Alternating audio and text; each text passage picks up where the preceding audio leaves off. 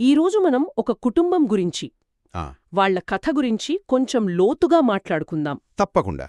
వాళ్ళు ఒక పెద్ద విషాదం నుండి ఇంకా బయటపడలేకపోతున్నారు. హ్మ్, వాళ్ల పెద్ద కొడుకు మరణం. అవును. ఆ బాధ వాళ్లను రోజూ వెంటాడుతూనే ఉంది. ముఖ్యంగా తల్లి, నేత్రి. మనుషులంతే చాలు, కంటి నిండా ద్వేషంతో రగిలిపోతోంది. ఆ కోపం, ఆ బాధ తనని ప్రశాంతంగా ఉండనివ్వట్లేదు. సరిగ్గా వాళ్ళ మధ్యలోనే, ఆ కుటుంబంలోనే ఒక మానవ బాలుడు ఉన్నాడు, స్పైడర్. అసలు సమస్య ఇక్కడే మొదలవుతుంది. అంటే అతను ఆ కుటుంబంలో ఒకడా? లేక వాళ్ళ జాతికి ఒక ప్రమాద సంకేతమా? ఈ ప్రశ్న వాళ్ళను తోల్చేస్తుంటుంది. ఓ.